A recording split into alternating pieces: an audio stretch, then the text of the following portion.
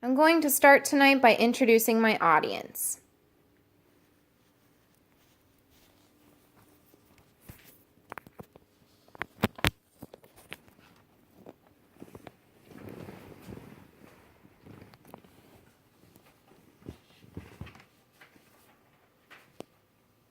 Do you know someone or have you personally dealt with mental illness and depression? Is depression a familiar issue for you?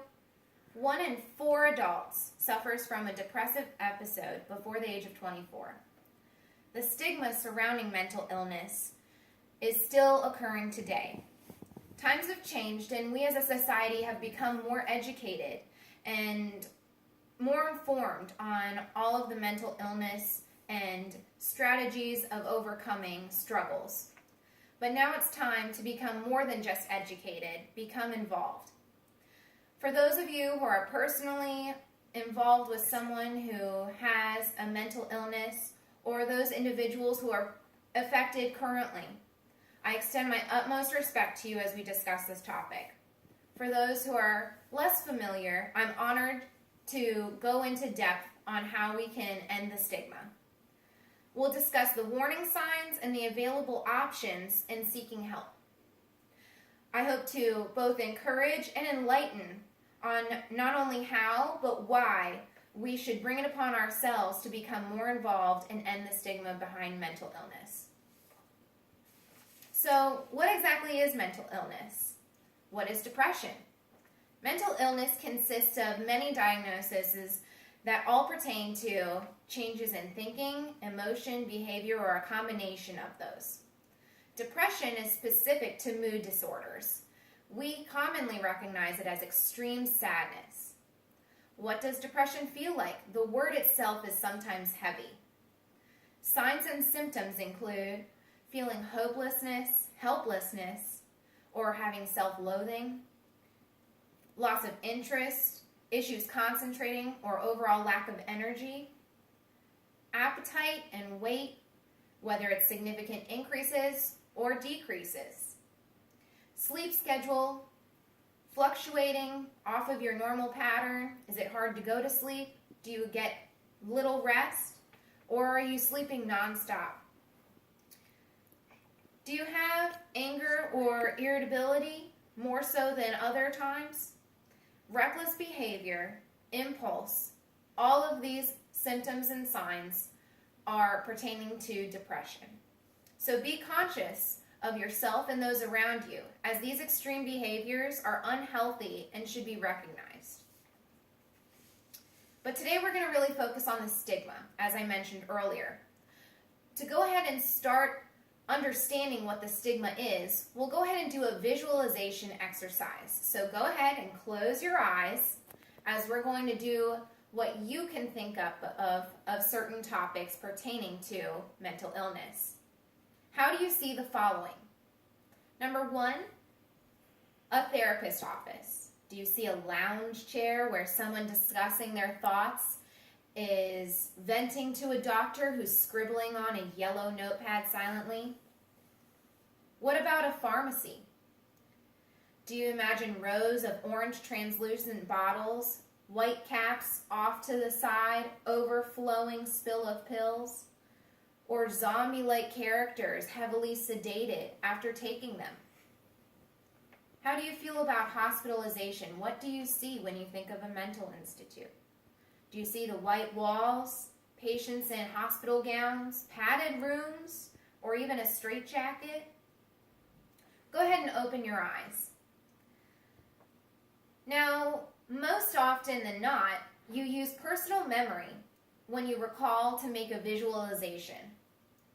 Example of that would be if I tell you to think of a home, you'll recollect back to your childhood home or where you grew up, your family and friends' places of home, where you'd like to live in the future, something that you recognize as home. These are all things you've already been exposed to. You have the knowledge because you experienced it. Now, unless you suffer from a mental illness or know someone directly and have been there or understood, those images you just came up with, you haven't experienced, and therefore they're a little bit exaggerated or falsified. That's what we call the stigma.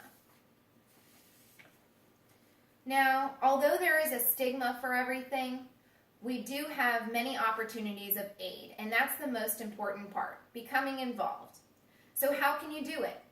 Becoming more involved starts with support systems. Confide in someone else, whether you're confiding in someone or someone's confiding in you. Family, friend, stranger, coworker, anyone around you that you can trust or in a time of need can rely on. Try to remain as calm and relaxed as possible during your time of expression with someone for the first time about what you deal with. This is something hard to grasp at times, but it is achievable to communicate with others about your struggles. Next step is a primary care physician, doctor visit, or other assistance by doctor. Plan a visit. If you can, if you are comfortable, go out, be there with your support system, be a support system, or go alone. Any of these options work. If you're uncomfortable going to a doctor, it is still very important. And another way you can do so is by making a list of things or signs and symptoms that you personally feel, and then having someone else take that in for you. Let the doctor give feedback on these items and let you know how to go forward. The next step would be to speak with your therapist and psychiatric doctor. There are many places to find these guys. They're everywhere, all wanting to help, core support, and in a new format. Ways to find them can be on treatment.adaa.org or other sites. Also, contact your insurance. They are more than happy to provide places that are covered and local to you. It's always important to find a support group outside of your support system. Whether you are a support system from someone else and you need to talk with other families that help someone, do that. If you're someone in need and you want to hear other stories of other people who have similar struggles as you, attend these meetings. They are very important.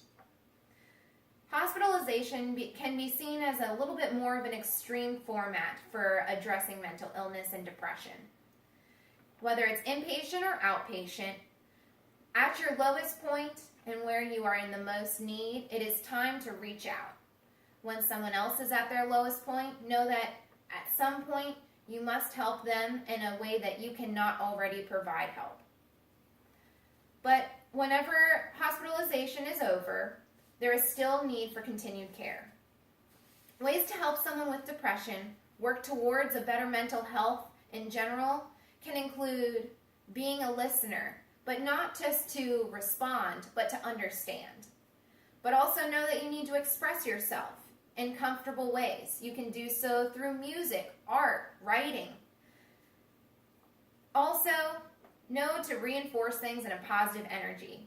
Words of encouragement, positive self-talk can change someone's day entirely. Most importantly, relax. Everything happens for a reason, and things will get better. Reflect or get away from everything that's happening and become more in touch with yourself. Find who you are and find how you can get better.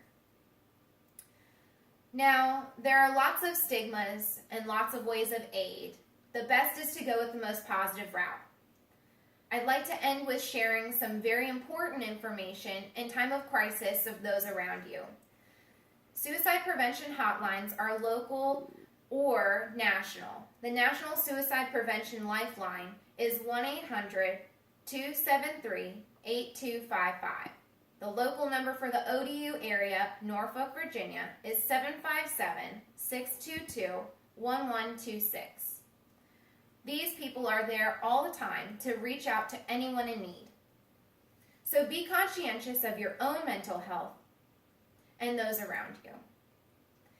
Be engaged with others in a positive manner. Seek help and help others understand. The truth behind mental illness is out there, so don't fall for all those falsified examples. Approximately every 12 minutes and 18 seconds, one death occurs in the U.S. due to suicide. This speech is dedicated to those individuals and their families who have experienced loss due to mental illness. For those who are fighting Today, best wishes and thank you.